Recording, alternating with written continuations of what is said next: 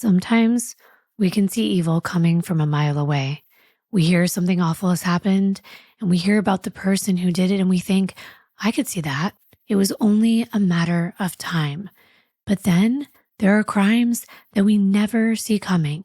Sometimes even the most upstanding, respected members of the community hide a dark side, a violent instinct that, when unleashed, is all the more horrible because you never dreamed that they were capable of such evil.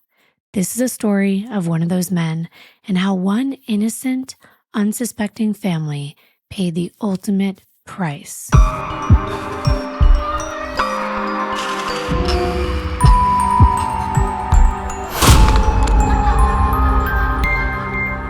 Hi, everyone. Welcome to episode 24 of the Darklivity podcast. I'm your host, Kimberly, and I'm here with my co-host, the man that's been taking care of me after my C-section, and the best new dad, Jonathan. What?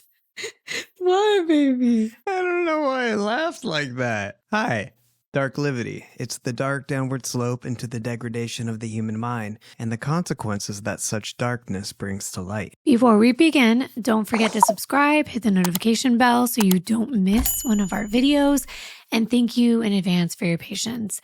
Oh, I can't believe we're almost to episode 25. That's right. Thank you so much for all your continued support. And if you sent Mazzy a baby gift and you haven't received a thank you letter, that's because I was writing them basically the day before I went into labor. So don't worry, I'm not done sending them yet. And I just want to thank everyone so very much. I also wanted to say one other thing. If you haven't noticed, we are wearing merch that you suggested we created. I'm wearing like the Darklivity definition, and we're testing it out. This one's very comfortable. So merch coming soon. I'm very excited about that. Yeah. All the gifts you guys gave us made this beginning chapter with Massey so much more manageable. So thanks again. Yes, thank you so very much. Everyone was so generous, and we really do appreciate it a lot. I promise we're about to jump in, but I did want to mention CrimeCon. We met so many of you last year. We were not able to go this year, but we are going to be in attendance for the next CrimeCon. So please, if you want to support us and always being able to come back, use our coupon code Kimbyr to buy your tickets now. We will also definitely have some kind of like get together, meet up. We're going to do something special for our subscribers. So don't miss out. We'll link everything below for you, and we'll put the coupon code on the screen. It's just my name. So finally, to begin today's story, let me introduce you to Summer Renee Daly Holland. Summer was born on March 2nd, 1978, to her mother, Donna Lee Sinnette Daly, and her father, Theodore Daly. As a young child, Summer lived in Florida, like I did, with her parents, her two sisters, and her brother. Summer was a bright-eyed blonde known for her beauty, but also her mischievous nature. Summer's sister, Dorinda, lovingly described her sister as a firecracker, saying she was mischievous and spunky. But then no matter what Summer did, the family loved her. Dorinda described that sometimes Summer had quite a mouth on her, but that she and the rest of the family valued Summer's outspoken nature and her independence. Unfortunately, Summer's childhood home in Florida was not always stable. Summer's parents divorced by the time she was in kindergarten, and Summer's mom, Donna, worried about the sometimes chaotic nature of their home environment. Eventually, she chose to send Summer to live with a family friend named Alice Webb and her husband, Jeff, in Jeffersonville, Indiana. So when Summer was 5, she left sunny Florida for small town Indiana. The wide Ohio River, endless fields, and the chilly winters were a big change for young Summer. But under Alice Webb's care, she acclimated quickly to her new life. The Webbs took Summer in as a foster daughter. It was their first experience fostering a child, and Alice described Summer as loving and articulate. In Jeffersonville, Summer joined a church youth group, and months stretched into years, and Summer ended up spending all of her elementary school years in Jeffersonville with the Webbs. That would be hard for me as a mother to sort of give up my child, but I couldn't find in-depth information about what exactly was going on in the home. So I'm not sure, but if Donna believed that it would impact Summer so negatively that she decided to have another family care for her, I'm guessing it was the right decision. It's a huge decision, so must have been in Summer's best interest. And Summer was thriving with the Webb family. In junior high, Summer even joined the school's cross-country team. But at 15 years old, Summer decided she couldn't bear to be away from her family any longer, and she returned to Florida to live with her mother, Donna. This move marked a new chapter in their lives. The mother and daughter became very close, inseparable. And Summer acclimated to her new lifestyle once again and even began dating a local musician named Eric Dixon Jr. And only 1 year later, at 16 years old, Summer found out that she was pregnant. And throughout the entire pregnancy and labor process and afterward, Donna remained by her daughter's side, providing support. Donna was there offering encouragement and comfort, whether assisting with breathing exercises or massaging her back to ease the labor pain.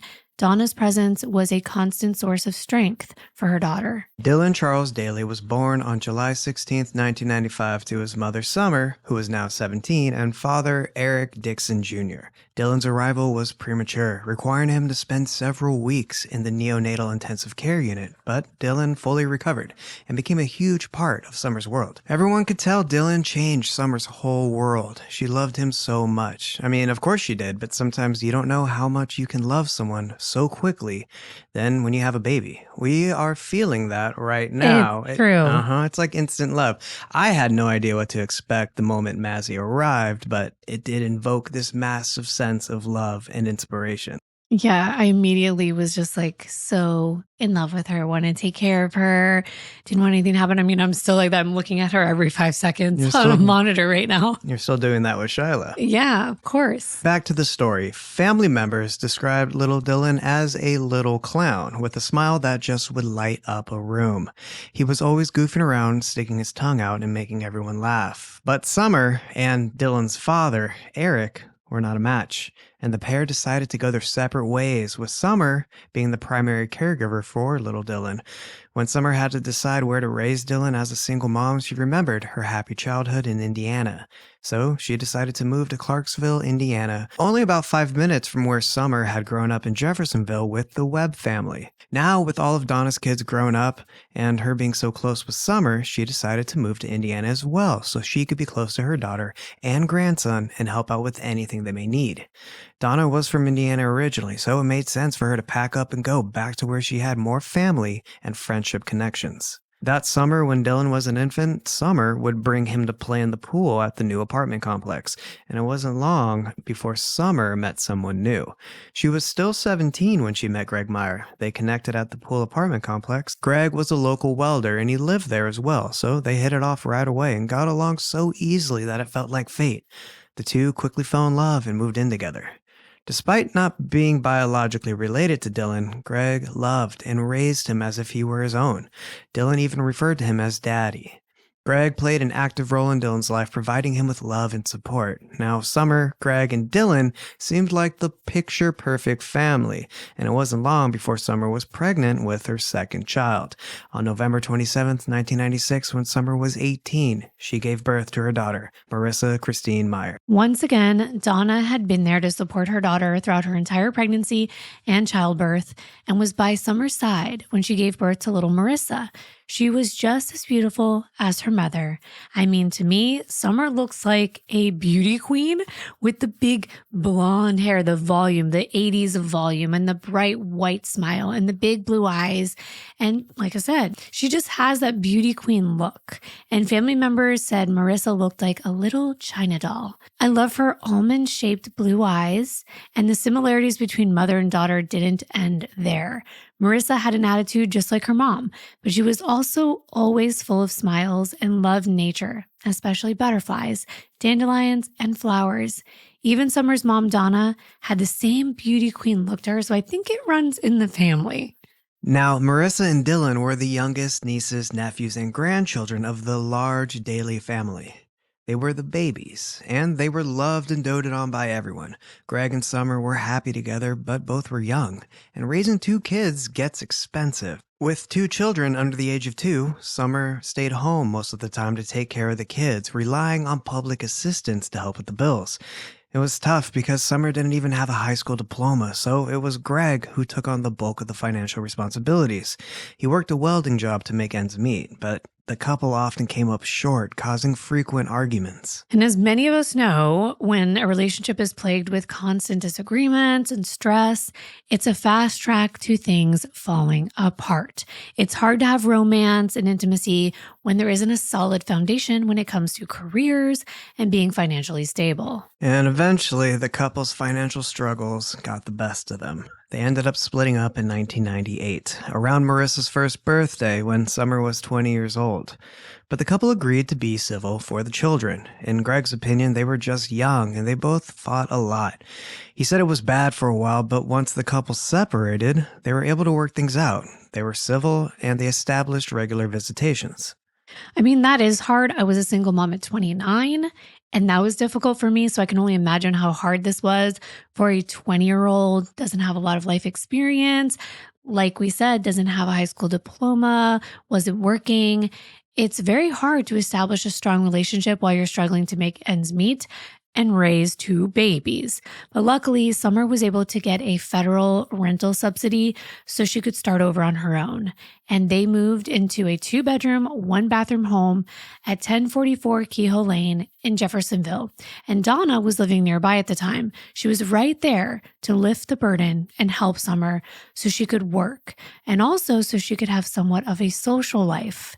And speaking of social life, Summer enjoyed going out with friends to local restaurants and bars. And one night in March of 1999, when Summer was 21 years old, she was at a place called Sneakers Sports Bar in Louisville, Kentucky, just across the river from Clarksville, Indiana. Now, that night, there was a special performance going on. It was actually an all-male review. Yes, indeed it was. I kind of thought it was weird for a sports bar to have, male strippers, but hey, I mean, what do I know? Yeah, ladies' night.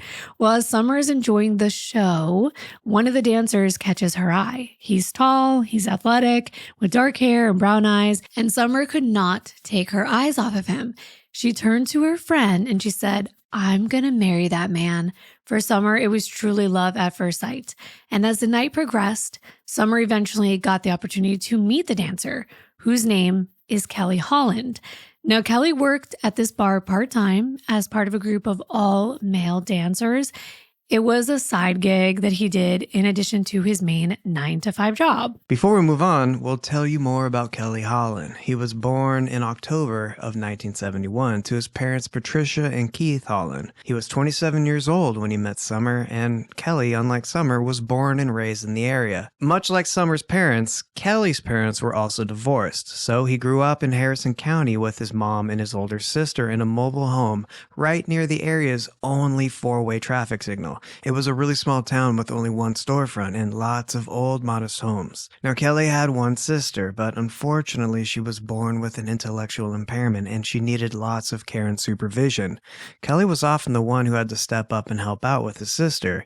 Even though he was younger, he did this willingly. As a kid, Kelly was funny, friendly, had a really great sense of humor, and wasn't a troublemaker at all. Kelly's 5th grade teacher, Donna Wendell, said she shared a birthday with him, and whenever she saw him around town as a kid and later into adulthood, he would always let her know that he remembered they shared a birthday, and that meant a lot to her. That's just the kind of person Kelly was. He was kind, caring, and he remembered the little details about people. As Kelly grew up, his reputation in the community only became more and more positive, and he stood out as a young man with a lot of potential in the future. While attending Corridon Central High School, Kelly was an accomplished athlete. He wrestled and played on the school's football team. He was the only member of the wrestling team to advance to the postseason, but Kelly wasn't just a jock. He participated in several school plays with other athletes in an effort to dispel stereotypes about the performing arts and athletes not mixing. Yeah, there were a lot of cliques in high school. I was a theater kid, and it would have been really funny to see a football player trying out for a school play because They usually are in an entirely different social circle. What did you do in high school? All I did was skateboard and play music. Oh, so you didn't do any like school extracurriculars? I did way too many activities. I probably make everyone cringe, but a few were I was a yearbook editor. I was in Quill and Scroll, that's a writing honor society, and I was a cheerleader and on the water polo team. So I crossed over to theater from sports as well, but I think girls have an easier time with that than guys do. I don't know. Now I want to ask the audience, what did you do in high school as far as extracurricular activities? I always like to know. One classmate of Kelly's named Kathleen Shoemaker was the only girl on Kelly's high school football team. That's kind of badass, if you ask me. She was recognized throughout the community, and she saw firsthand how supportive and protective Kelly was. She was in a difficult position. She had to face off against her own teammates a few times at practices, and the guys would be required to hit her like they would any other player. And she wanted their team to do well. But she knew Kelly wasn't comfortable hitting a girl at all. He was the only guy on the team that took issue with it. He refused to hit or tackle her, and Kathleen would be like, "You have to hit me." So he said, "Okay, well, I'll try to make it look good," as in he tried to pretend and make it look like it was really impactful when it wasn't. All this is to showcase why Summer would be into Kelly beyond looks alone, considering she did fall head over heels for him. Before we get into Summer and Kelly as a couple, there are a few more accomplishments of Kelly's to highlight. While he was in high school, he enlisted in the military. He joined the Indiana National Guard in May of 1989 at the age of 17. Kelly was assigned to the Jeffersonville-based 425th Quartermaster Company, where he specialized as a mechanic on light-wheeled vehicles. Kelly went on to serve in the Persian Gulf War during Desert Storm.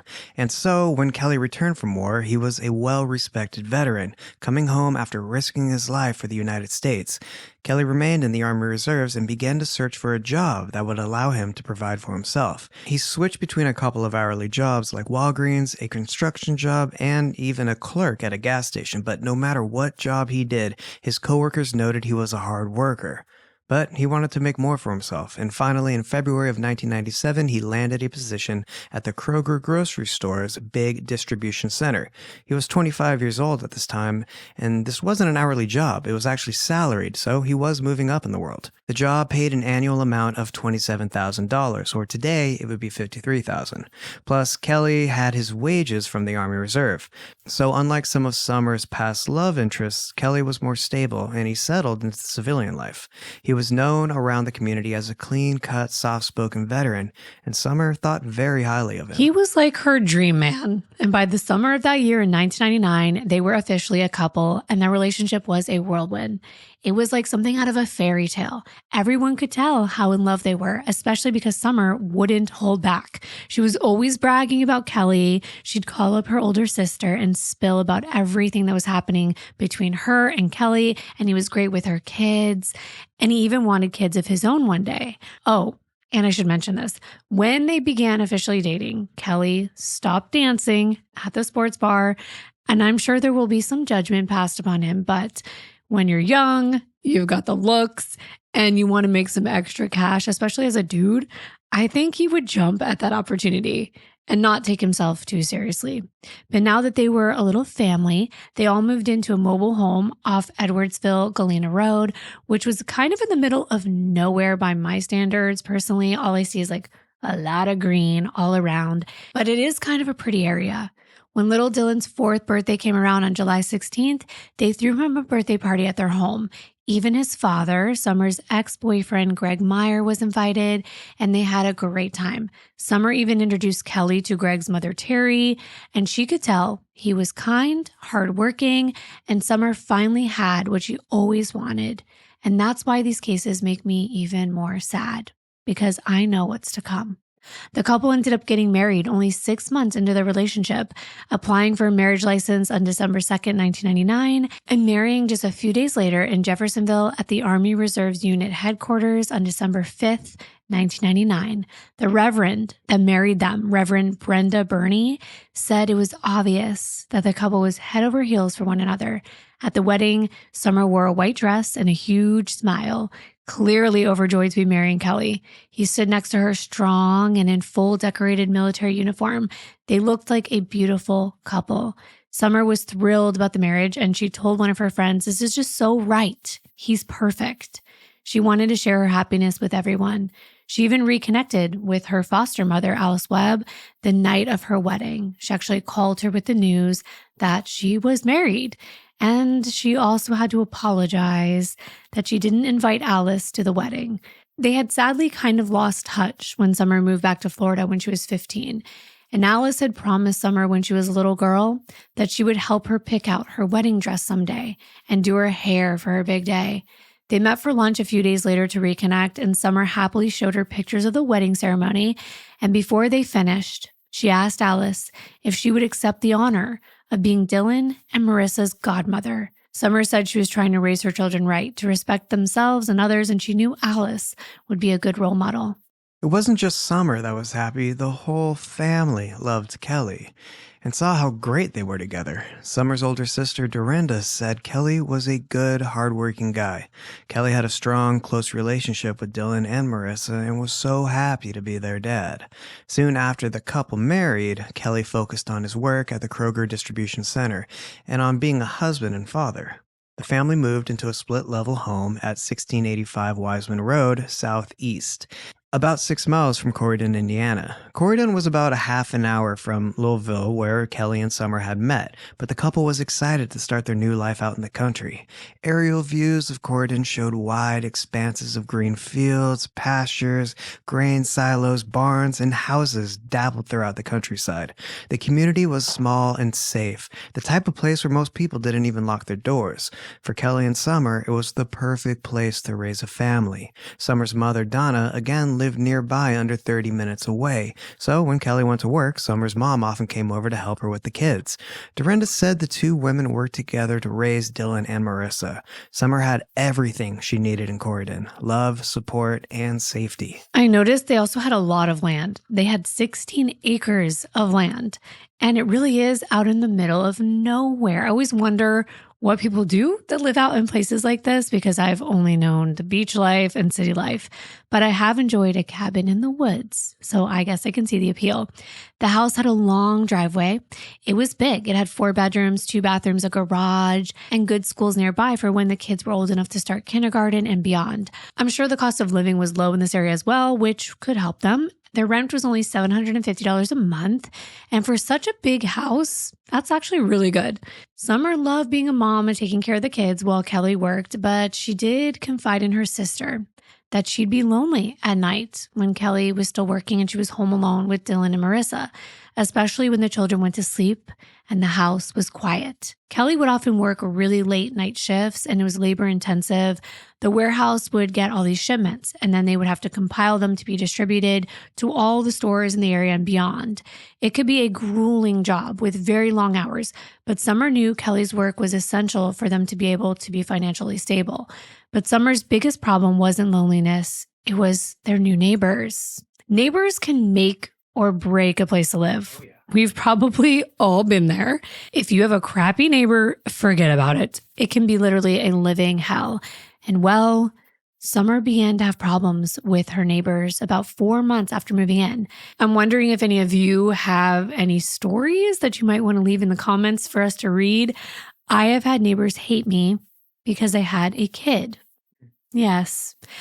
I don't know. I mean, she was good. She was quiet. She was well behaved, but she liked to play. So the laughing and giggling bothered my neighbors. They actually reported me for noise violations.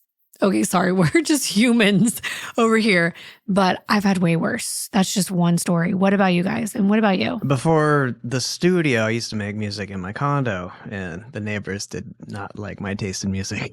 Oh, yeah, I could see that being a problem. I'd probably be one of the people to report you if I'm like trying to sleep at night. I would be a Karen. Oh my gosh. Yes. Summer and Kelly had moved to Corydon for the quiet life, and these particular neighbors were anything but quiet. They frequently threw loud parties, bonfires with music, and shouting and carrying on late into the night while Summer and Kelly's children were trying to sleep. And even more concerning, these neighbors had guns. and they like to mess around with them. Good old country boys. They would even fire the guns outside, doing target practice or just for fun. And once, one of the bullets grazed the Hollands' home, chipping the siding. Clearly, this isn't safe or appropriate. There are a bunch of highly wooded areas nearby that would be perfect for target practice. The middle of the neighborhood shouldn't be one of them. And Summer was furious and fearful, which would be completely understandable. This was the home where her kids lived, slept, and played. She thought, what if next time they weren't so lucky? What if next time one of the bullets went right through the wall and hit one of them? Dorinda, Summer's sister, explained that Summer had a contentious relationship with the neighbors, often yelling at them to quiet down or stop shooting their guns. Summer was fiercely protective of her children and was sick of the neighbors' reckless and rowdy behavior. Yeah, remember, Summer had a mouth on her, according to her family and friends. She wouldn't hold back if she was standing up for herself or what she thought was right. And this did not go over well with her rowdy neighbors. They were there first, and they probably weren't used to being told what they can and cannot do in their own front yard. And that's exactly right. The neighbors were furious that a newcomer to the neighborhood was trying to boss them around. And this heated relationship finally reached a boiling point on Friday, March 25th. 2000. It was late at night and Summer was trying her best to put her kids to bed. But the neighbors were at it once again, throwing a huge bonfire party. Finally, Summer had enough. She called the police and made a formal noise complaint. The officers drove down to the neighbor's home, walked down there to their bonfire, and told them that they needed to quiet down. The officers described that the neighbors were outraged that someone had made a noise complaint and they were very upset when they were asked to be quiet. But Summer's complaint either failed to change the neighbors' behavior or emboldened them to be even louder. Because the very next night, Saturday, March 26th, they were at it again. Kelly was once again working a late shift and Summer was all alone.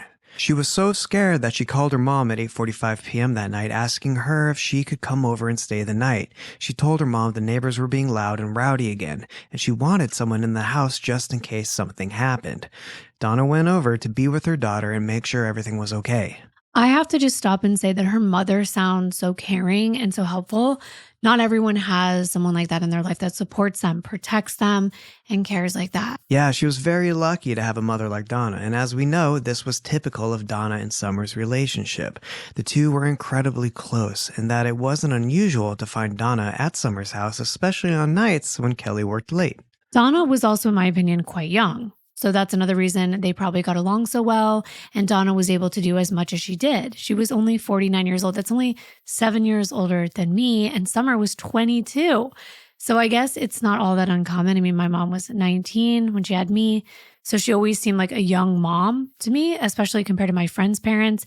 They were way older, and I know your parents are older. Yeah, in comparison, I guess they were on the older side, I suppose. My parents had me in their mid-30s. Yeah, and we're even older than that having our baby. Yeah. Yeah, well, I am. Oh, and Summer wasn't her only child either, because Summer had an older sister that we've talked about, but Donna was the mother to 3 daughters, Summer, Drenda, and a third daughter, Tina. And she also had a stepson, David, and a stepdaughter, Sonia. She had a very big family. She grew up with 2 sisters, and altogether, Donna had 10 grandchildren. Little Dylan and Marissa were the youngest. Yeah, Donna was the matriarch of the large Daly family. Dorinda said Donna was a good mom, that she worked hard and she provided for her children. She protected them, and she was everything a mom should be. Donna lived nearby in Georgetown, Indiana, and worked as a data clerk for the U.S. Census Bureau, still finding time with her busy job to help raise Dylan and Marissa, who she loved very much. That night, going over to Summer's house to comfort and protect her and her children wasn't even a second thought for Donna. It was just who she was. Hours later, in the early morning, we're now going into Sunday, the police received a 911 call from Summer's husband, Kelly Holland. It was 3:35 a.m. He was still working that long late shift at the distribution center, but he called to request that the police perform a welfare check over at his home. He told the operator he was really worried because he tried calling the house several times during his shift, and the line had been busy. This was very unusual because him and Summer would keep in touch throughout the night when he was working, and it was as though the phone was off the hook. This is the house phone. This is, year 2000. Kelly was well aware of the issues with the neighbors, and he wanted the officers to check in on his family for his own peace of mind. I would be a nervous wreck. That's just how I am. I worry so much when I can't get a hold of someone. And this was well before we all use cell phones like we do now. And there wasn't the technology and peace of mind now, like cameras in the home that we can look at or someone sharing their location. So this was Kelly's only option to ask authorities for help. Now, this wasn't a high priority call, so it was about an hour later when Officer Gary Gilley from the local Harrison County Police Department drove by the house at 4:30 a.m. From his cruiser, he saw nothing wrong. The house was dark, there was no visible damage, and nothing appeared unusual, so of course he moved on. That's considered a welfare check? He didn't even go up to the door and knock. So to me, that's really useless. You've got a worried husband, a family with young children, and a phone that's not working. So I don't know, it just seemed a little half-assed to me. It was around the same time that Kelly was actually almost about to get off work and driving from the distribution center out in Louisville, and Kelly passed through the intersection of Wiseman Road and State Road 337 nearby his residence. And he actually crossed paths with Officer Gilley's cruiser as he was leaving the area after his sorry excuse of a welfare check. Now, there was no way for Kelly to know at the time if the police even went over to his home or if they knew whether his family was okay because, again, there was no cell phones. However, minutes later, when Kelly finally got up to the home and he parked his car out in the driveway and he walked up to the house, he smelled smoke. He was immediately back in his vehicle and he was racing around towards the direction he just come from, hoping to catch up with that police cruiser. But he had no luck. However, it didn't take long for him to spot another police vehicle driven by Officer Brian Bryn. So Kelly flagged him down and explained what he just encountered at his home. Officer Bryn radioed to Gilley to meet them back at 1685 Wiseman Road. The first officer to enter the house was the original officer who conducted the wellness check, Officer Gary Gilley. As he approached the house this time, he immediately noticed a smoke stain above the front door and on the gutter. When he turned on his flashlight, its light was shining into the dark house. It was pitch black. Inside, the only light was from his flashlight, and he knew something was very wrong. Right away, dense smoke filled the air. He could smell the overpowering odor of gasoline. As he continued to shine his flashlight throughout the interior, he noticed there was a black soot everywhere, thick on the ground and covering all the home surfaces. The smoke, there was so much of it. Gilley was choking on the thick, acrid smoke that hung in the air. It was rising almost to the ceiling. Gilley had to get his bearings straight, and once he did, he headed up the stairs. When he got to the top, that is when he saw the outline of a person lying on the floor just to the right in the hallway. They were at the threshold of one of the bedrooms. It was clear that this person was no longer alive, and the officer instantly knew this wasn't any ordinary fire. So he began to treat this house like a crime scene. He knew that everything would be important, so he didn't want to destroy anything. He was cautious where he stepped, careful not to touch anything. The body was slumped in the first room doorway in the hallway. When Gilley got closer, he could see that it was a woman's body, and it was covered in soot. Her face was bloody, and she was obviously deceased. Gilley knew from the dispatcher earlier that night that there were at least 3 people in that home, 2 of which were children, so he braced himself and stepped over the woman's body, knowing that he needed to search the rest of the home. He made his way through the doorway into the first bedroom, and that's where he saw another woman. She was laying in bed, but it was obvious to him that she too was deceased. Officer Gilley left the first bedroom and proceeded down the hallway into the second bedroom, and that is where he found a little girl. She was lying in her bed, lifeless, covered in soot. And sadly, once Gilley made it to the last bedroom, he found a little boy, and it was clear that he was no longer alive. And this is so sad. On the wall beside the bed where the little boy was found, there were scratch marks, like claw marks in the soot, as if the little boy had tried to escape. And that just breaks my heart. Gilley said, quote, "It gives me cold chills to think about that little baby trying to fight his way out of that smoke. I hope what little time I have left on this earth, I never have to see anything like that again," end quote. I never want to witness anything like that. It's truly so sad. Officer Gilley called for backup. The New Middleton Volunteer Fire Department and an ambulance were called to the scene, along with detectives from the Harrison County Sheriff's Department. As Gilley emerged from the house, Detective Roy Weissman was arriving on the scene. Now, Weissman still remembers how vividly shaken Gilly looked when he emerged from that house.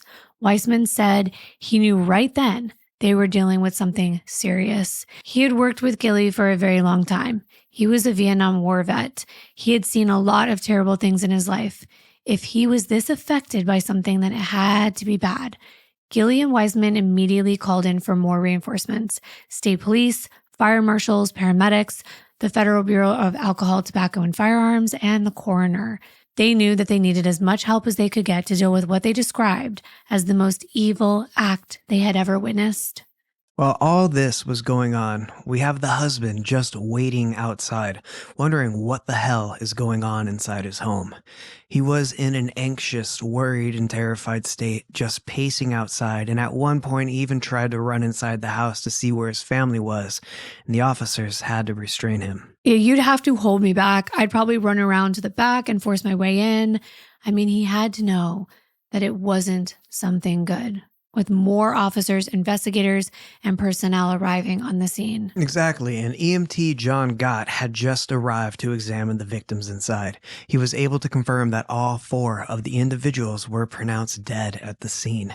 With the information they had about who resided at the home, they were able to preliminarily identify the victims as 22-year-old Summer Holland, Summer's mother, 49-year-old Donna Daly, 4-year-old Dylan Daly, and 3-year-old Marissa Meyer. That's literally 3 generations gone, just like that.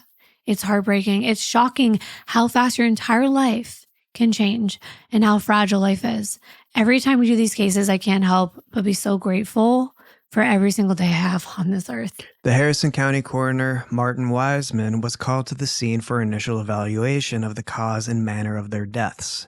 Meanwhile, Officer Gilly and Detective Wiseman had the horrible task of telling Kelly Holland that his entire family, including his mother-in-law, were deceased. Now, this is a side note. The house is on Wiseman Road. There's a Detective Wiseman, and now there's a coroner, Martin Wiseman. I just noticed it, and I thought I would mention it. There's no relation between any of these men, just a coincidence. When the officers told Kelly that his family was deceased, he fell to his knees outside the home, retching violently and crying hysterically. Everyone on the scene was devastated for him. He had lost his whole family in one night. Everything he loved snuffed out in an instant. But Kelly wasn't the only father who lost something precious that night. Officers tracked down Greg Meyer, Summer's ex-boyfriend, who was Marissa's father, and he also considered both Dylan and Marissa as his own children. A police chaplain called and told him to immediately come down to the County Justice Center, and he had no idea why, but him and his girlfriend headed over right away. The chaplain met him at the door, looked him in the eyes, and said Dylan and Marissa are with Jesus. Greg was heartbroken. How does this happen? He just had both of the children the 2 days before, and him and his girlfriend planned to pick them up that day on Sunday for an outing. Now they were dead. How incredibly heartbreaking is that? The coroner arrived at 6:15 a.m., and after examining the bodies in the state that they were in, he had a clue as to what caused their deaths. He noted that the 2 children appeared to have died from smoke inhalation and that the 2 women of apparent gunshot wounds to the head.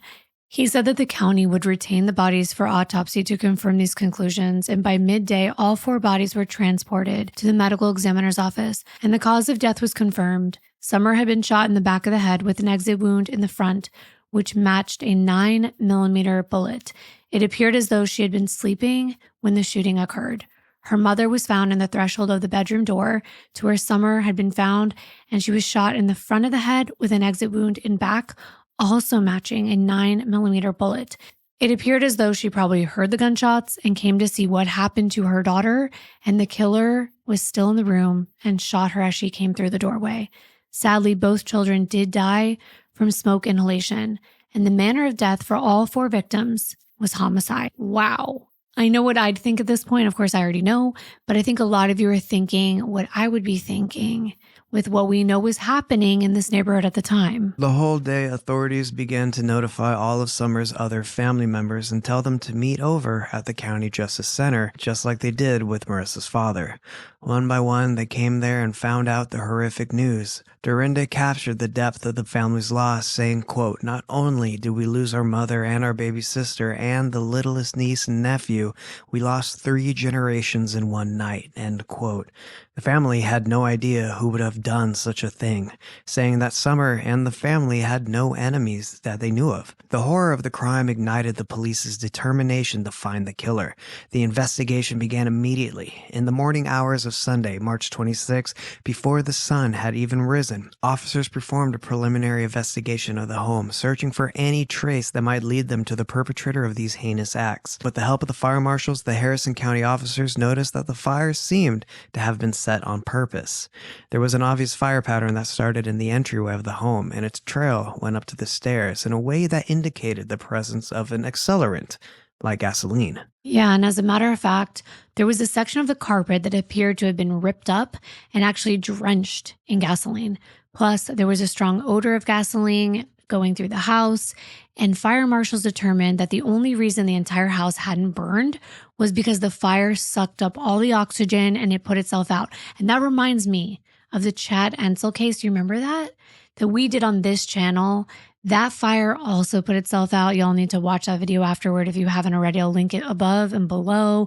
But yes, someone started this fire, and it was obvious that it was to cover up the other crimes, which were no accident. They were homicides. To the crime scene personnel, it was obvious these deaths were homicides, since the initial search of the house also revealed 2 spent 9mm shell casings in Summer and Kelly's bedroom.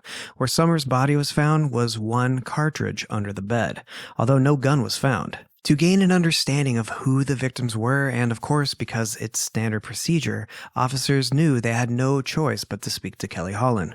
According to the Bureau of Justice, 34% of female murder victims are killed by their intimate partner. So they had to start there and eliminate them or pinpoint them as a suspect. It was their first step in narrowing down who could have done this. Kelly was staying with his mother at the time when the officer spoke to him. However, the interview was short. They knew he was grieving, and he had a strong and easy to confirm alibi. Kelly was, of course, cooperative.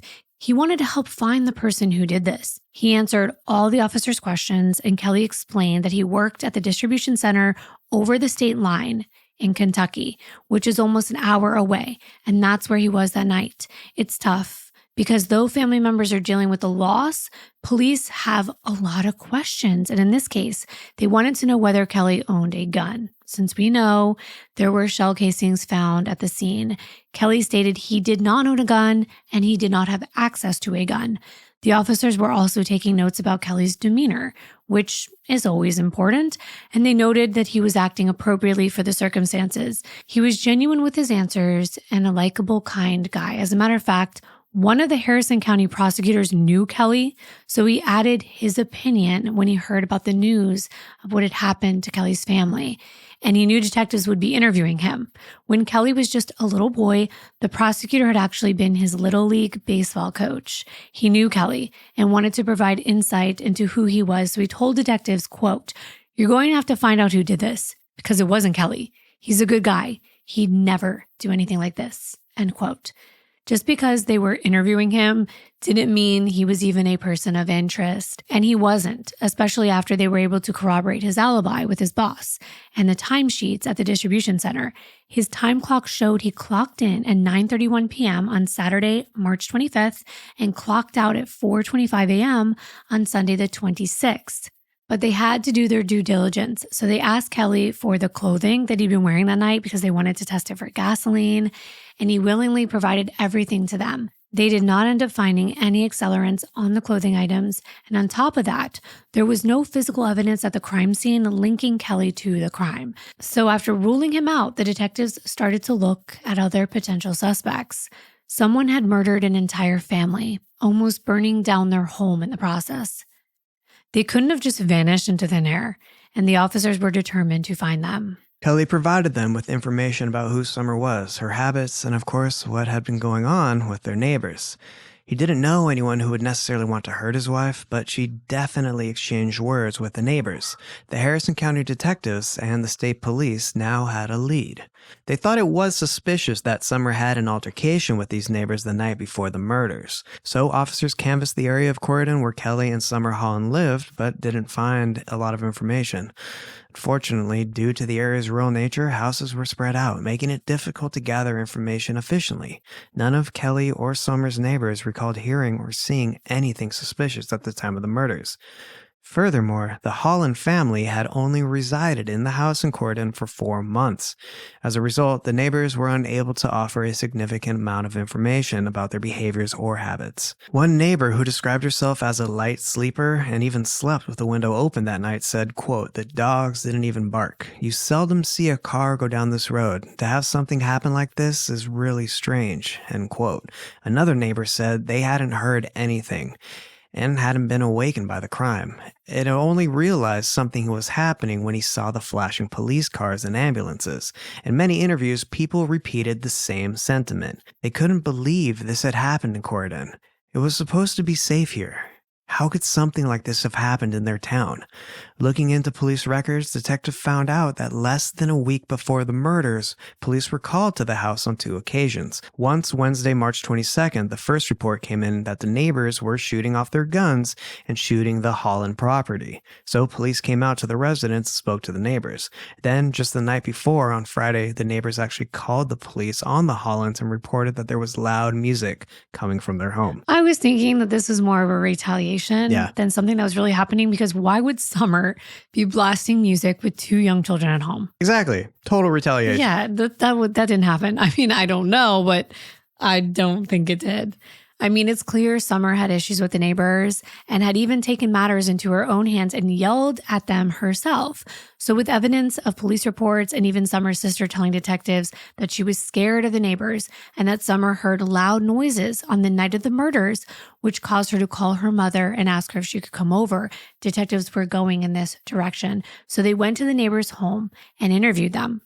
They said that there were tensions between them and that they both lodged complaints against one another, but they were adamant that they had nothing to do with the murders and they had been in bed by midnight. So, wanting to know more about the neighbors, the detectives ran all of their information through NCIC, the National Crime Information Center, to see if they had any criminal records, but nothing came back. They had no choice but to admit that this seemed like another dead end. Despite the coincidence of Summer fighting with the neighbors right before she was murdered, they struggled to imagine someone killing an entire family over a noise complaint. But despite the lack of evidence, the detectives did not rule out the possibility that the neighbors did murder the family. They just needed to keep investigating any other leads until something concrete came together. And that was who I thought was going to be responsible. I mean, true, it's pretty drastic to kill people over a noise complaint, but it wasn't just a noise complaint. It was kind of a feud. It was back and forth with these neighbors, feeling as though Summer was on their turf. So I could see them maybe partying, being under the influence of alcohol, and going into a rage at Summer complaining, and then taking matters into their own hands. But at this point, there just wasn't enough information to confirm that they had anything to do with this crime. Still determined, the investigators moved on to another potential lead. Looking into Summer's past, they found out that she attempted to file a protective order against an ex-boyfriend a few years before this.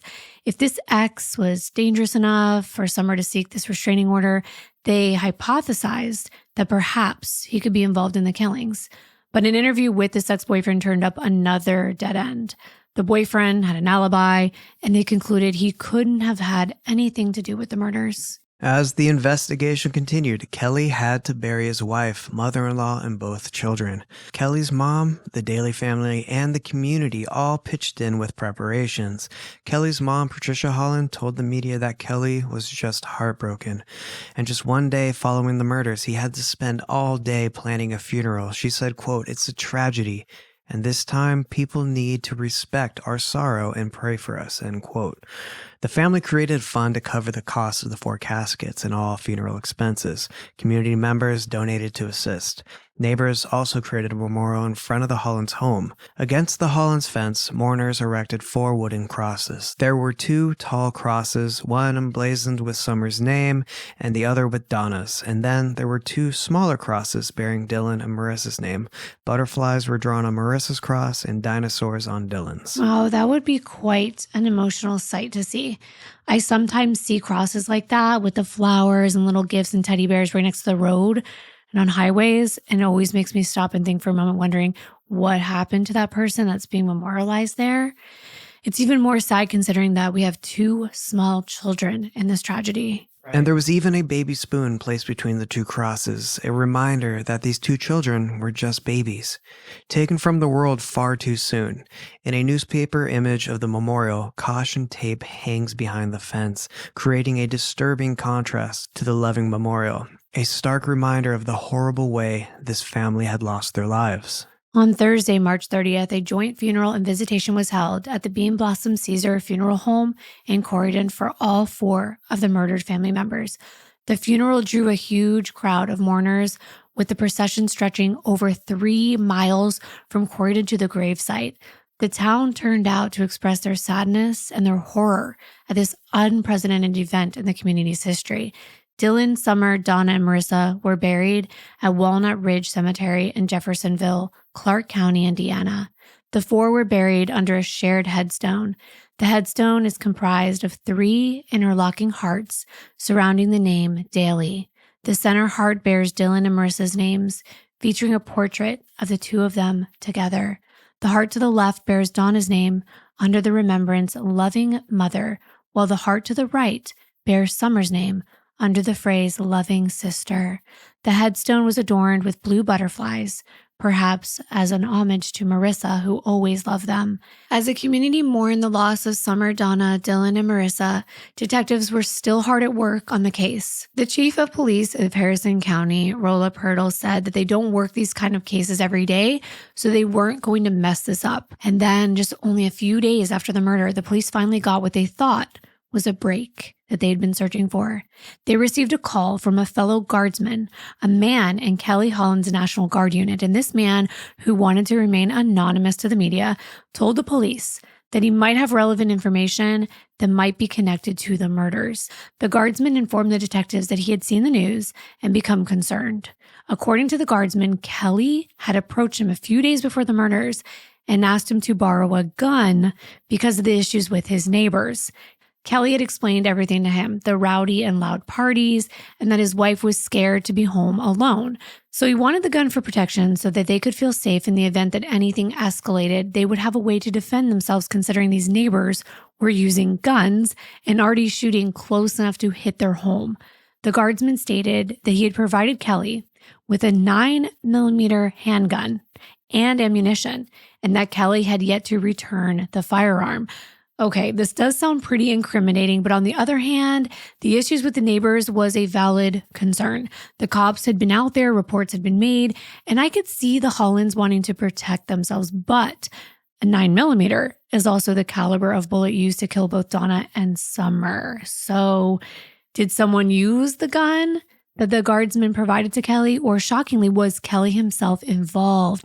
That was the big question. Well, this changed everything. The man's tip threw all of Kelly's previous statements in the question. Remember, Kelly said he didn't own a gun or even have access to one.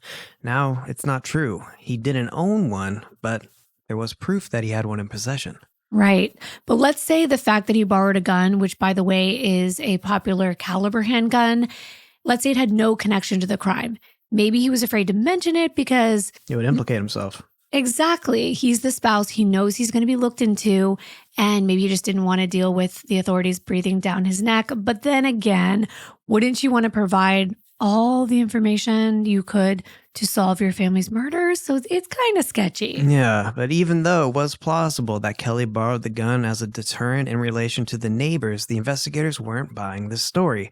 It was too much of a coincidence, so they asked the guardman if he would be willing to participate in a taped phone call to confirm Kelly's possession of the gun and help ascertain its current location. The guardsman agreed, and Indiana State Police investigators drove to his house in Elizabethtown, Kentucky. There, they set up recording equipment, and then Kelly's friend gave him a call. On the call, the friend asked Kelly if he could get his gun back. Kelly said he didn't have the gun because it was still inside his home.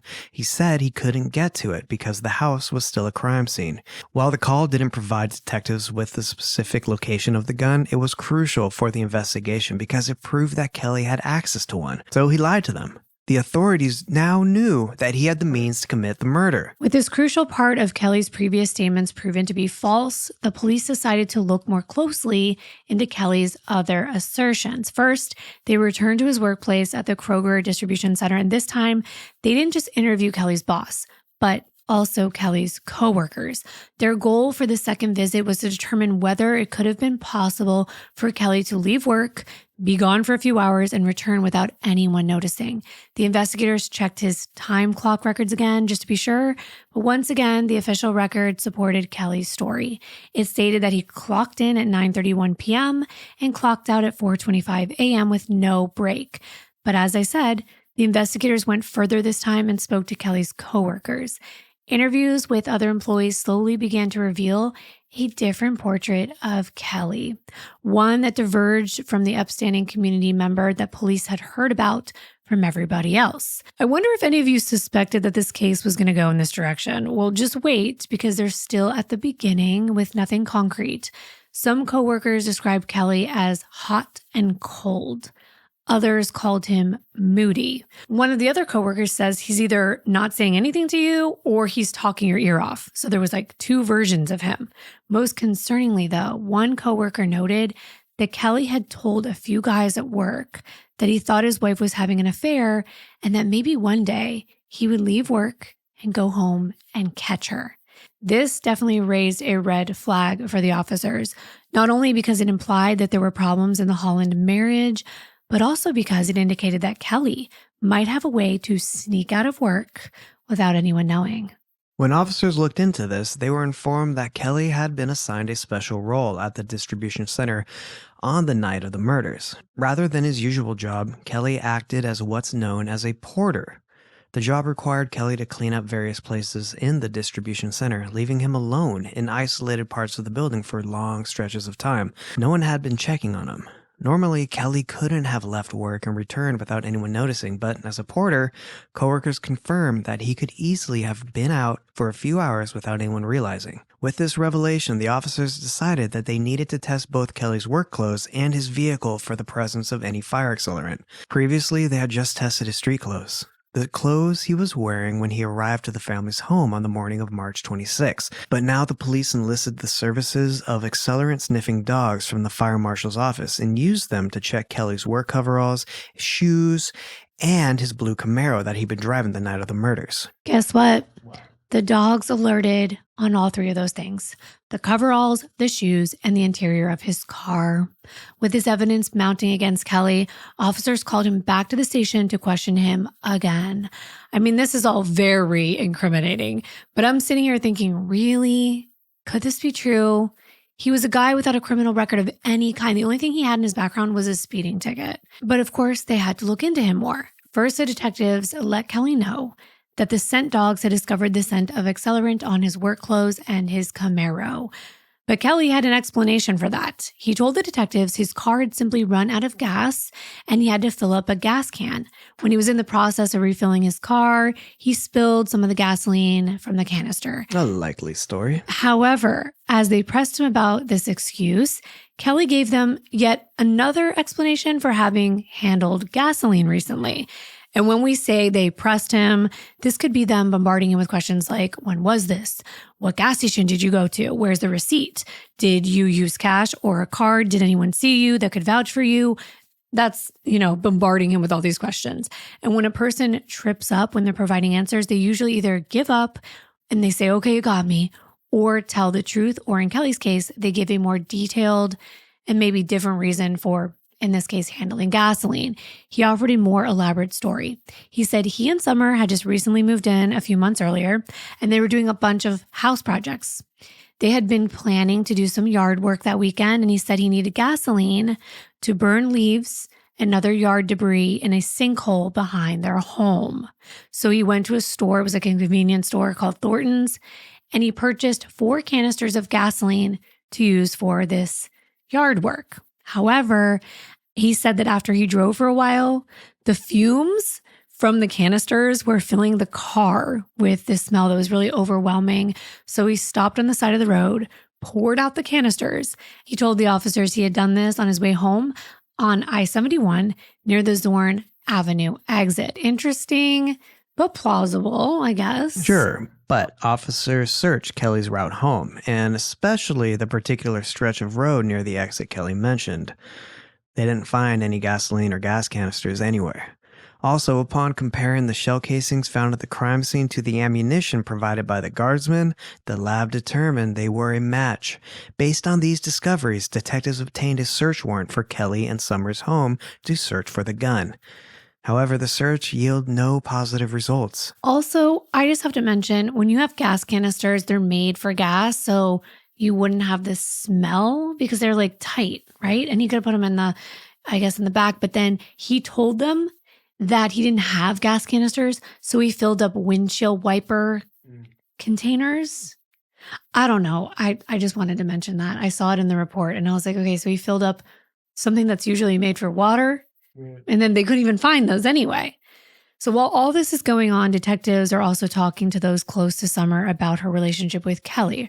Her sister Dorinda said that just 4 days before the murders, she stopped by for a cookout with her kids and her boyfriend, and nothing was amiss. Kelly was at work that night, but Summer seemed fine. She was happy, all the children were playing together, and then when the sisters took a walk together, they talked about life and even Summer's marriage since it was new. And Dorinda said that Summer was as much in love than ever with Kelly, and the only thing that stood out was that she said she was lonely the nights when Kelly was at work and the children were asleep. There was no mention of cheating, no mention of fights, and Summer didn't share anything about them having marital issues. The only thing Dorinda could come up with was possibly finances. Apparently, it was still hard for them to make ends meet. Their new home, as I stated, was $750 a month to rent. That's about $1,425 in today's money. And this may not sound like a lot for a family home, but keep in mind, Kelly's salary was $27,000. So annually, their rent cost a third of his salary before taxes, meaning that the rent most likely ate up about half of his actual take-home pay. And with 2 kids to feed, the pair was just getting by. However, family members said that this was nothing major, nothing that could lead to such a tragedy. But at this point, Kelly's story that he was telling detectives, which was once so apparently ironclad, was not matching up with the growing body of evidence. Oh, and before I forget, remember how I made the comment that Officer Gilly did this like shoddy job on the welfare check? And I said that because he never even got out of the car to check on the family. Right. Well, the caller, which identified himself as Kelly Holland, advised the 911 operator that there were dogs outside the house that would bite anyone who came close to the door. Wow. And when Officer Gilly pulled up, he heard dogs barking, so he heeded the warning. However, imagine that the fire wouldn't have burned itself out. That would mean a blazing fire would have been seen from the road, and Gilly would have known that something terrible had happened. Interesting. Yeah, and it seems like Kelly has some explaining to do, so the detectives asked him if he could take a polygraph test, hoping that this would provide more clarity. Kelly agreed. Polygraphs can be a helpful judge of someone's truthfulness, but it's important to note that they can be, and often are, wrong.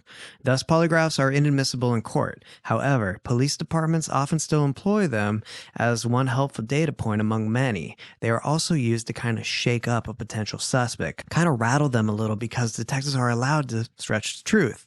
Even say, oh, you didn't pass when someone in fact did. Yeah, that's just to see if it would make them confess. Because if they're rattled, they might be like, okay, they're going to find me out. The licensed technician would have hooked up Kelly to the polygraph machine, attaching cords around Kelly's chest to measure breathing, an arm cuff to measure heart rate, Velcro straps on his fingers to track perspiration, and a motion sensor on the seat to track movement. That would be so nerve-wracking. Right. Like that alone would raise my blood pressure. There's even a microphone on the machine that also monitors voice inflections that indicate stress. After the test, the technician told law enforcement that Kelly had failed to truthfully answer every single question related to the murders of the 4 victims.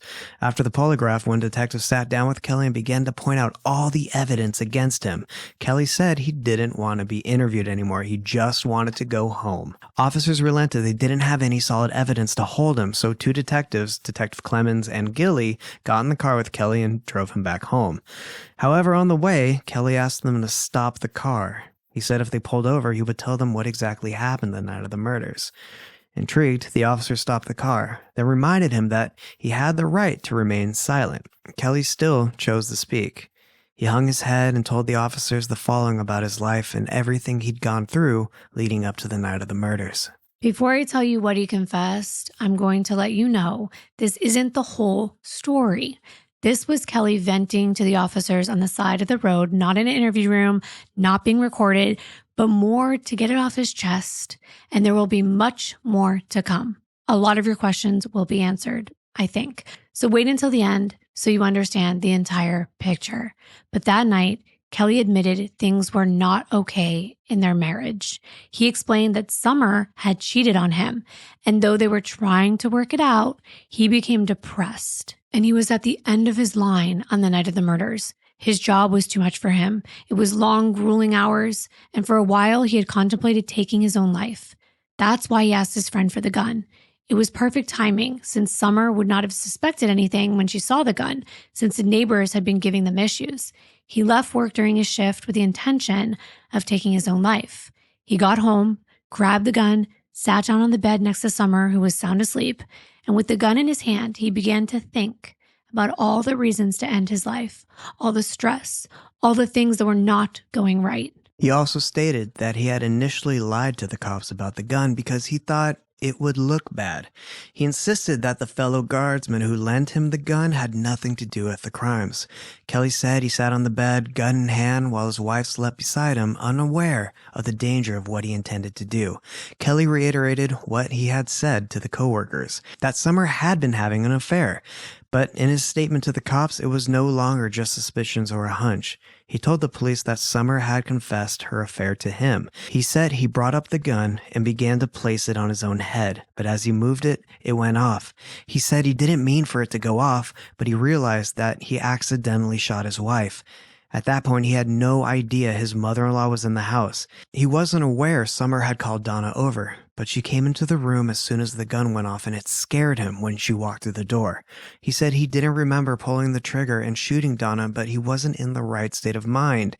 He just knows that the gun went off, and then his mother-in-law hit the floor. As for the kids, he knew they were safe in their rooms, and he didn't hear them stir despite all the commotion. At this point, Kelly said he didn't want to be the one to call emergency services. He was still in shock. He didn't know what to do, but he wanted help to be sent to the house. He wanted someone to find Summer and Donna, so we decided to set a fire so that the neighbors would see it and call the police. He said he didn't intend for the fire to burn down the home.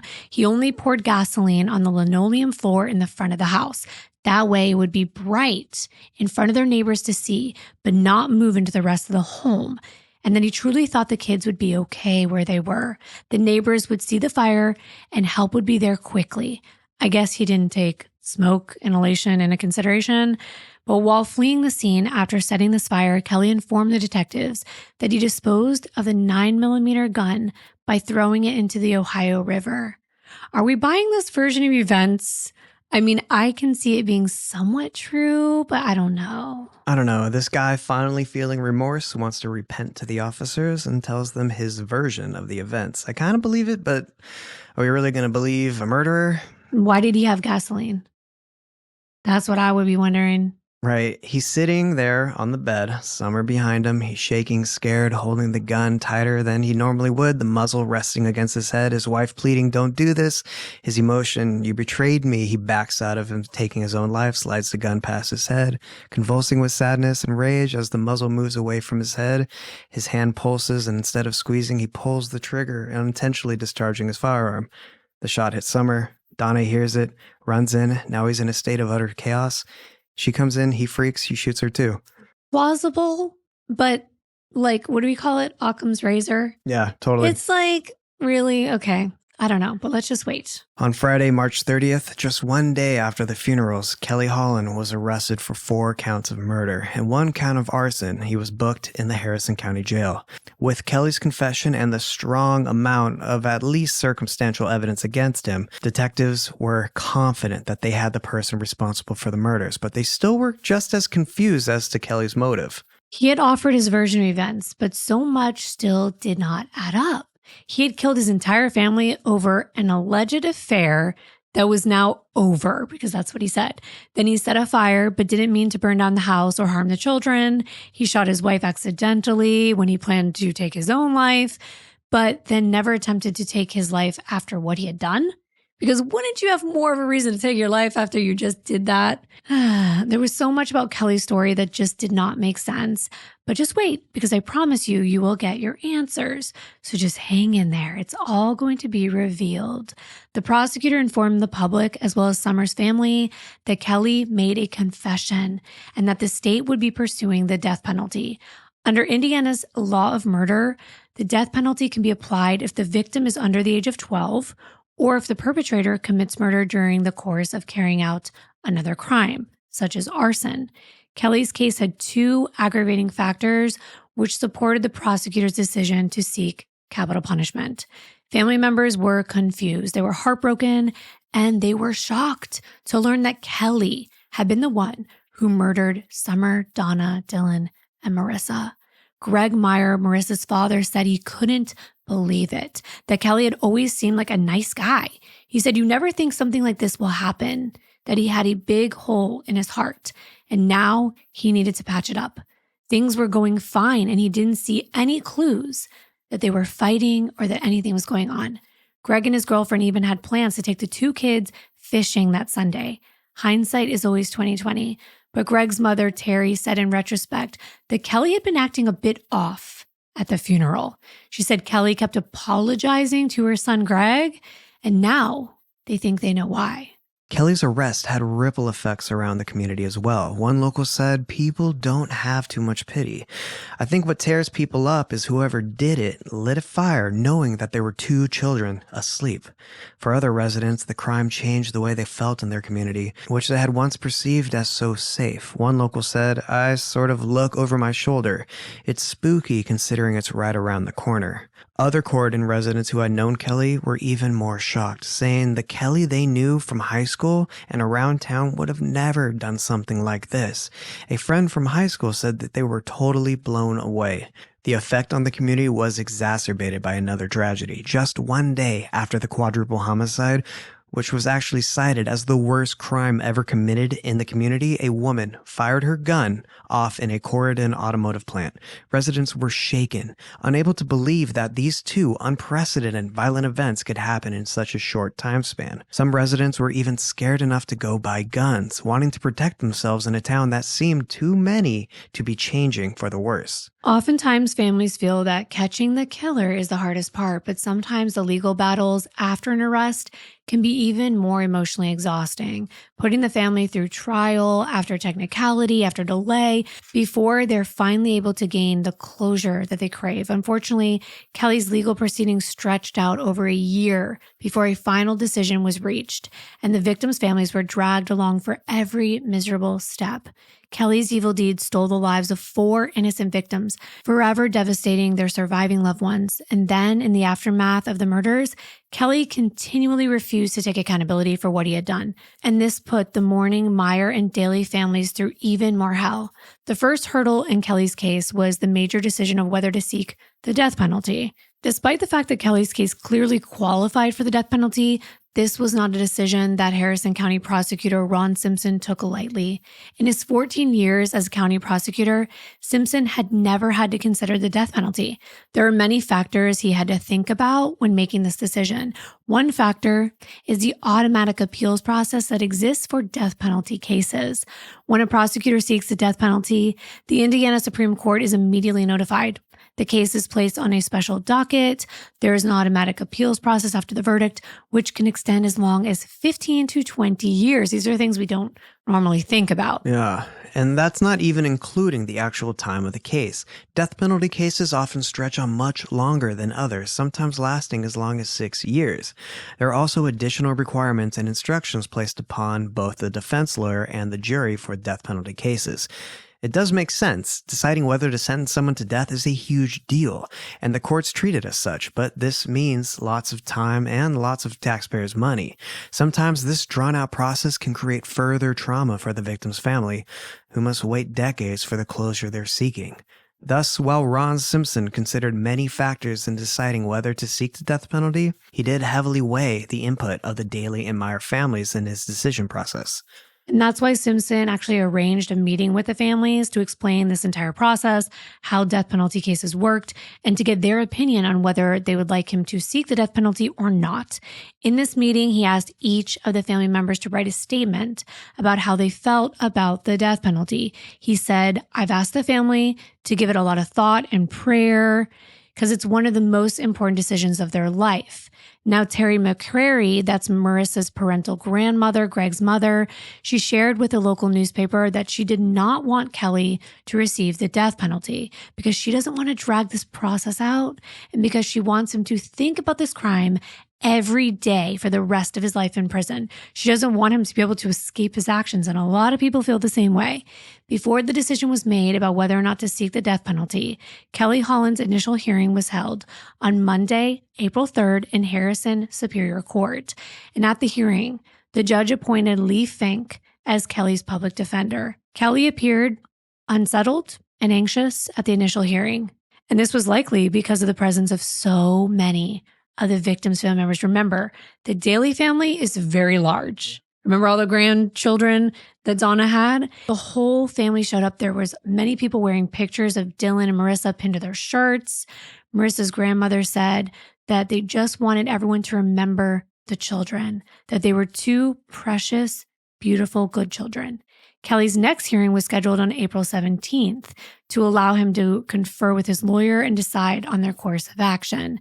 Dorinda, Summer's sister, observed that Kelly did not shed a single tear during this entire process. In her opinion, he seemed completely without remorse and detached. It is incredible that somebody can just sit there and not express any emotion after doing what he did. And Summer's sister was in tears in the interview when she was saying, like, he was just sitting there, like stoic. During the second hearing, Kelly looked even worse. He was haggard, his hands bound in handcuffs. He was outfitted in a baggy black and white striped jail uniform. To the family's surprise, he pled not guilty to all 4 counts of murder and 1 count of arson, only looking at the Daly and Meyer families one time. They sat together in the courtroom in solidarity, pictures of Dylan and Marissa still pinned to their shirts, staring Kelly down, as if trying to will him to take responsibility for his actions, desperate to make him see what he had done, the pain he had caused. How does someone that confesses to murdering people then plead not guilty? Doesn't make sense. I mean, I understand he's trying to get the best deal that he can, but you kind of can't take away the fact that he said what he said. However, it wasn't recorded, and we know that things can be corrupt when it comes to the law, so he wanted to test his luck at trial, I guess. Kelly's jury trial was scheduled for August 14th, and the state decided they would seek the death penalty. This was when the delays began. The trial was delayed past spring, past summer, into the fall. Finally, on Friday, October 27th, Kelly and his lawyer submitted a new plea deal saying that he would explain why he murdered his wife, her 2 children, and his mother-in-law in exchange for life in prison instead of the death penalty. Remember, these weren't even his own children. I mean, that to me is so extreme. The plea agreement stated that he must provide a factual basis for the guilty pleas, which required a full, complete, and detailed account of the killings of the victims. And I told you, you would get your answers. Kelly was also required to answer any questions from the court, the defense, or the prosecution. The hope behind this plea deal was that Kelly's explanation may shed some light on how something like this could have happened and what appeared to be a happy, untroubled marriage, because that's what people want to know. Like the Chris Watts case, these cases where you've got this happy husband, great relationship, beautiful family. It's like, it shocks you. Why? Why? They want to know. But before Kelly would appear in court to explain himself, he was required to submit a written version of events. However, when Kelly submitted his side of the story, it forced the court to make changes in his charges, causing further delays. Changes had to be made in Kelly's charges because in his written statement, he alleged that his killing of Summer occurred in the heat of passion. It was not planned. This kind of killing, per Indiana state law, is classified as voluntary manslaughter, not murder. While this change to charges would not alter his sentence of life in prison, it was symbolically frustrating to the Daly family, who felt Kelly should absolutely be charged with the murder of their beloved Summer. Yeah, wait, because that does not sound like it makes sense to me. I guess if he really did get the gun for reasons other than premeditated murder, but the way he explained it to the cops, where was the heat of passion? She was asleep. Well, just wait, because this one came as a shock to me. At last, the families filed into the courtroom in early December 2000 to hear Kelly's side of the story and hopefully gain some sort of closure. They proceeded through the metal detectors and police checks, settling in the courtroom, but they were disappointed yet again. The hearing was postponed to December 27th. I would be so upset and fed up, but there was nothing that anyone could do. They had to wait it out. There were family members that were extremely upset. Some of them were in tears. They had hoped that this plea deal would offer a quicker resolution than a death row trial, but they were still being forced to suffer through delay after delay. At this point, Ron Simpson reminded the court that he still had a death penalty request on file, which he would use if the plea agreement was not met soon and if Kelly's explanation were not more than the bare bones. Marissa's grandmother said every day is more painful than the day before. Just 2 days after Christmas on December 27th, once again, the families filed into the courtroom. Due to preceding cases going over the allotted time, they waited in the courtroom for over 4 hours. They were willing to wait as long as they could so they could hear Kelly's explanation. But Kelly would let them down yet again. Just when the families thought things couldn't get any worse, they were informed that the hearing would not take place because Kelly had changed his plea back to not guilty. Oh my gosh, this is just endless. What the hell? So now it's like this whole thing is being dictated by the defendant, which seems wildly unfair to me. In the face of confusion and outrage, Kelly's defense attorney shed some light on his change of heart. She explained that Kelly took no issue with the 3 murder counts, but was unable to plead guilty to the voluntary manslaughter charge in regards to his wife. The Harrison County prosecutor, Ron Simpson, said, "Your guess is as good as mine. He must believe in his own mind that he's not guilty of intentionally murdering his wife." Again, many family members were upset, and rightfully so, but some saw it as fate, especially when the judge announced the date of Kelly's new trial. It was set for July 16th, which was Dylan's birthday. But shockingly, Kelly visibly recoiled when he heard this date. He asked the judge if they could move the trial to another date. Family members actually gasped in the courtroom. They were horrified that the person who had taken Dylan's life would make such a request, and the judge immediately denied Kelly's request for a change. Good, because what right should he have to decide anything about this case? After that date was set, I mean, he does have rights, but after that date was set, Ron Simpson made good on his promise. He immediately filed a motion seeking the death penalty. The motion was granted. Summer Holland's father said that he wanted the death penalty from the word go. He said he'd only gone along with the plea deal because the rest of the family wanted that at the time. But now he was happy that Kelly might get what he deserved. Even family members who had previously been against the death penalty changed their minds. Marissa's grandmother said that Kelly needed to die for what he had done.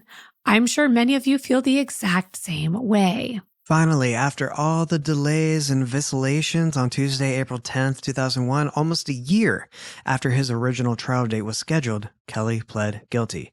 And per the plea agreement, he agreed to explain why he had done what he did. I don't think it's a coincidence that Kelly finally gave the victims' families what they had been asking for right after Simpson decided to go for the death penalty. Right. He's like, oh, wait a minute. But in Kelly's explanation, he stated, quote, "If I was to die tomorrow, it wouldn't matter to me," end quote. But I disagree. Kelly may want us to think he cared nothing about his own life, but why did the death penalty finally motivate him to speak? If he didn't care about dying, why speak now? Right, it doesn't make sense. And why take the plea deal? Kelly said it was his parents who wanted to take the plea. Maybe that's true. You may draw your own conclusions, but the timing seems highly coincidental for someone claiming they don't care about their own existence. Kelly exhibited extreme selfishness throughout this entire case, and I think this final acquiescence is just another example of him only caring about himself. Kelly's guilty plea and full confession came as a surprise in a routine pretrial hearing. Kelly explained his actions in over an hour of testimony as follows. His account painted a different picture than the perfect relationship everyone had seen from the outside looking in. He mentioned the couple's financial struggles. This didn't come as a surprise for the families who already knew somewhat of the sense that Kelly and Summer were just scraping by. But Kelly went into detail about how this struggle was affecting him. He described the grueling work at the distribution center and how sometimes he would work for 3 weeks to make sure they had enough money to pay the bills. And then, even after that, they were still short. He then delved into his own mental health issues. He described how he had begun taking Paxil, an antidepressant, to deal with his depression. He explained that this medication hurt he and Summer's love life because it affected his ability to, perform in the bedroom. I'm sure you know what I mean. And on top of this, Kelly said he also struggled with OCD and social anxiety. Then he repeated what he already told coworkers and the police, that Summer had an affair, which placed a strain on their relationship. Family members of the victims were sobbing in the courtroom as Kelly spoke. Then he provided his version of the events of the night of the murders. First, Kelly explained that he left work that night to come home and have sex with Summer. They were trying to repair the relationship after Summer's affair, and they were hoping to have a baby of their own, so they were timing sex during ovulation to increase their chances. Now wait for it, because here's the provocation. Here's the passion. Here's what I thought was a shocking reason to get to the point of killing someone. Kelly said that when he returned home that night, he was triggered by the mess that greeted him. Remember, he says he has OCD, and the house was in disarray. There were unwashed dishes, open cabinets, laundry out, food on the counter. And he said, quote, "It may sound old-fashioned, but he felt that if he was bringing home the paycheck, the least his wife could do was keep the house clean," end quote. He said this saddened him. He didn't know how they could afford yet another mouth to feed, and it just sent him into this spiral. He wondered why he was even bothering trying to patch things up in the relationship, working hard at his job, sneaking out to try to restore intimacy, if his wife couldn't even be bothered to hold up her end of the bargain. He felt like she was not making the same effort that he was, which is what caused him to begin to contemplate taking his own life.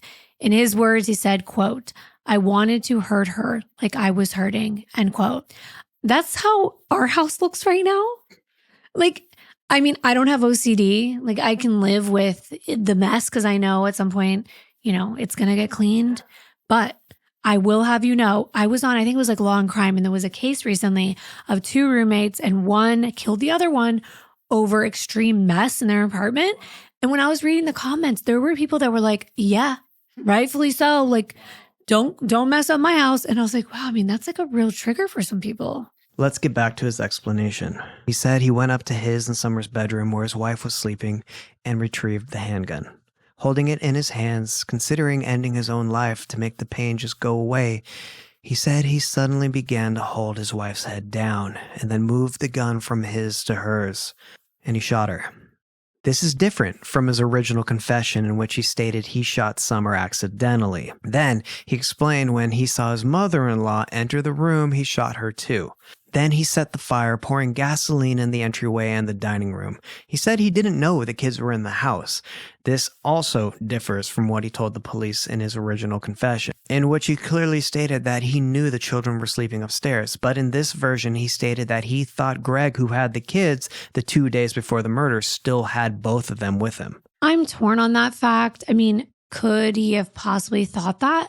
I'm assuming he saw his wife earlier that day, but maybe Greg brought the kids back late after he went to work. I don't know. It was 9 something. But I was thinking, why would Greg bring them back late just to pick them up the next day to go fishing? Remember, he had plans that Sunday? I don't know. Then he said he went back to work. He called his dad at the end of his shift, ready to confess, but changed his mind and called the police, requesting that they make that welfare check. At the end of his testimony, he apologized to the victim's family in the courtroom, saying he only took the plea deal for his parents' sake, and that if I was to die tomorrow, it wouldn't matter to me. Well, I will never be able to get inside Kelly's head, so I'll never be able to understand what truly motivated him to commit these unspeakable evil acts. Maybe he really believed what he said in the courtroom. But in my eyes, his failure to take accountability for his actions, his insistence on blaming his murdered wife while her surviving family just sobs in front of him is just cold-blooded. But then again, only someone cold-blooded could do what Kelly Holland did. Summer, Donna, Dylan, and Marissa's family were crushed by Kelly's statements in court. Joanna was outraged by Kelly's claim that he didn't know the children were in the house. She asserts that he definitely knew. Deborah and Vicky Sinnott, who are Donna's sisters, said, Mr. Holland's statements have been a fabric of lies and self-serving rationalizations of what he had done. Forensic evidence and the autopsies contradict his repeated assertions that the murders were done in a heat of the moment, that he did not know the children were in the house. Yeah, it doesn't sound like heat of passion to me. He's not walking through the door and seeing his wife having sex with someone else. I don't know. It's just the dirty house was the provocation. Vicky expressed many of the family members' emotions when she said, quote, I don't think closure is possible. The pain is just as intense as the day it happened. The only relief is not having to come to court, not having to look at Kelly Holland anymore, end quote. These families who had already lost so much the night Summer, Donna, Dylan, and Marissa were killed endured a painstakingly drawn-out legal process with the hope that perhaps it could bring closure.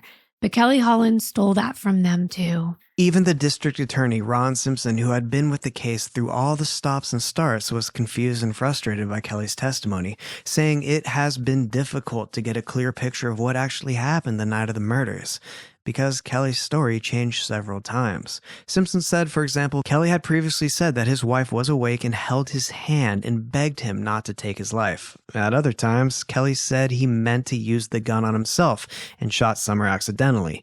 Then, in the testimony he gave in court, Kelly described his hand moving the gun towards Summer, almost of its own accord. Yeah, it was like he wanted people to believe that he was like possessed or something, that it wasn't him that was doing it. And that's just another way for him to escape responsibility, in my opinion.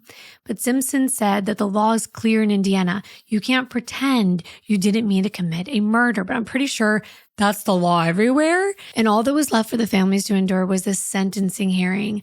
And at that hearing, only two people spoke in Kelly's defense: his own mother and his best friend of 12 years who served in the Gulf War with him. He expressed that he was shocked by Kelly's actions and that Kelly was willing to accept the consequences of his wrongdoing. Kelly's mother also expressed the horror at his actions, but said that she still loved her son and that she believed his actions were a result of the after effects of his military service. That's an interesting point of view, and I understand the mother is going to want so badly to make excuses as to why her child has done something like this, but I'm not sure. The victims' families came armed with a signed petition. They wanted to make sure that Kelly never walked the earth again as a free man. They called the petition the Community Petition to Protect the Innocent and collected over 1,500 signatures from members of the community. The aim of the petition was to ensure that no matter how the laws or local governments might change, Kelly Holland would never be released from prison. The petition read, "We, the undersigned, wish to impress upon the court our conviction that this court must protect the rights of the innocent no less than the rights of the guilty. We urge the court to ensure Mr. Holland never has the opportunity to murder again, as he already has 4 times. And finally, the judge spoke. He condemned in no uncertain terms both Kelly's horrific actions and his attempted rationalization of those actions. He said, quote, "The court is aware that certain portions of Kelly Holland's testimony are inconsistent with other parts of his testimony. The court is also mindful that some of Kelly Holland's testimony appears to be an attempt to justify, explain, and rationalize his barbaric criminal acts," end quote. The judge then further went on to say that Kelly's actions, quote, "reflect an evil and wicked mind at work." And then he looked at Kelly and said, "You have taken the last breath, the last heartbeat, the last bit of life from 4 human beings. Your judgment will be to live with their blood on your hands and their voices and faces in your mind until you draw your last breath. You'll be locked away until you no longer take another step, until you no longer look upon another day, until you no longer think another thought. Your sentence means you will never see the sun rise or set as a free man. You will never break bread as a free man. You will never touch another human being as a free man. You will never wake to see another day as a free man. You will be locked away all the rest of your days. So it is that never again will freedom be yours, end quote. And that's pretty powerful when the judges use their authority to make statements like that. Right after that statement, the judge sentenced Kelly to 2 consecutive life terms, plus 180 years for murdering his wife and 50 years for arson. Kelly is now incarcerated in Indiana State Prison, where he will remain until the day he dies with no chance of parole. Interestingly, when I was researching, I stumbled upon a website called prisonfellowship.org, and there's a section called LWOP, and it explains it means life without parole, a sentence that it states 50,000 U.S. prisoners are serving. And then it goes on to say that God values every life, even those who have committed unthinkable crimes, if they come to him for forgiveness. Well, Kelly was one of those prisoners who repented. And according to this website, he graduated with a certificate in Christian studies from Divine Hope Reformed Bible Seminary while in prison. And he's grasped the hope of Christ, and that's made all the difference. Kelly actually made a statement. He said, quote, "I'm serving 2 life sentences without parole, better known as LWOP. And he went on to say, I've changed those letters to mean something else. I will love, worship, obey, and praise God. Every Christian should serve a sentence of LWOP, end quote. Trying to get creative there, I see. I mean, I would imagine spending life behind bars must alter oneself. I do believe we are capable of changing our ways. If you have nothing but time and you spend it with yourself, who would you rather spend time with, a murderer or a man in search of fulfillment and purpose? Exactly. It makes you feel better about yourself. But I wonder if he is truly sorry for what he's done, because while Kelly's sentence may offer some comfort to the victim's surviving family members, and perhaps they take even more comfort in knowing that maybe he has changed for the better, nothing will ever bring them back. In the case of Dylan and Marissa's lives being cut short, they didn't have a chance to bloom. Summer's sister said sometimes she thinks about the children and what they may have become if they were given that opportunity to grow. With Marissa's love for plants and flowers, she might have become a botanist. Dylan might have played the saxophone like his father. They could have been so many things. And Summer and Donna would have watched them proudly, encouraging them as they became who they were meant to be. But Kelly Holland destroyed all of that potential, all the love they could have given and gotten a chance to experience. He took away all of that possibility. And now Summer, Donna, Dylan, and Marissa's families are left to pick up the pieces to try to assemble some sort of life from what he shattered. Dorinda actually lives down the street from where her 4 family members were buried, and not a day goes by where she doesn't pass that cemetery and think about what could have been, what should have been. And as usual, this story didn't end well, and we hope that you remember all of the victims, and we thank you so very much for being here. Thank you all for watching. We'll see you in our next video. Bye. Bye.